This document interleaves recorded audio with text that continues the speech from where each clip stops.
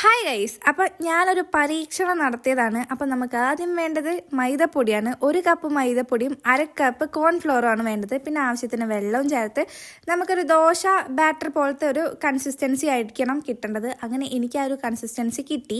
ആ ഒരു ബാറ്റർ നമുക്കൊരു പൈപ്പിംഗ് ബാഗിലേക്ക് ആക്കി നല്ല ടൈറ്റാക്കി വെക്കണം. പൈപ്പിംഗ് ബാഗിന് ചെറിയൊരു ഹോളാക്കി കൊടുക്കുക. എന്നിട്ട് നമുക്കൊരു പാൻ ചൂടാക്കി അതിലേക്ക് ഇതുപോലെ വട്ടം വട്ടം ആക്കി കിട്ടണം. എനിക്ക് വട്ടമായിട്ട് കിട്ടിയില്ലെങ്കിലും ഓക്കെ, പ്രാവശ്യം റെഡി ആയിട്ടില്ലെങ്കിലും രണ്ടാമത്തെ പ്രാവശ്യം ചെറിയൊരു റൗണ്ടൊക്കെ കിട്ടി. എന്നിട്ട് നമുക്കിതാ വെന്ത് വരുമ്പോൾ ഇങ്ങനെ ഉണ്ടാവും. പാലൊന്ന് പിരിച്ചെടുക്കണം. ഞാനിപ്പോൾ അതിനായിട്ട് പാലിലേക്ക് ലെമൺ ആണ് ഒഴിച്ചിട്ടുള്ളത്. ഇതുപോലെ പിരിഞ്ഞ് കിട്ടും. എന്നിട്ട് നമുക്കിത് അതിലെ വെള്ളം ഒന്ന് പൊക്കി കളയാം. അടുത്ത് നമ്മൾ വട്ടം വരച്ച് കളിച്ചിട്ടുള്ള സാധനമാണ് ഇത് ഒരുപാട് ഉണ്ടാക്കിയാൽ നമുക്ക് ആവശ്യമാണ്.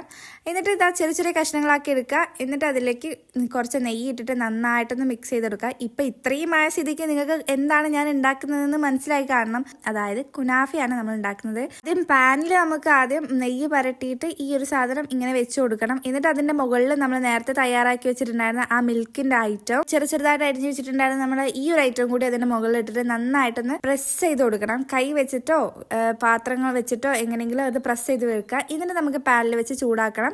ചൂടാക്കി കഴിയുമ്പോൾ അങ്ങനെ അങ്ങോട്ടും ഇങ്ങോട്ടും മറിച്ചിടാൻ വേണ്ടിയിട്ട് ഇപ്പോൾ പ്ലേറ്റ് അതിന് മുകളിൽ വെച്ചിട്ട് ഇങ്ങോട്ടും ഇങ്ങോട്ടും മറിച്ചിടാൻ വേണ്ടി പറ്റും.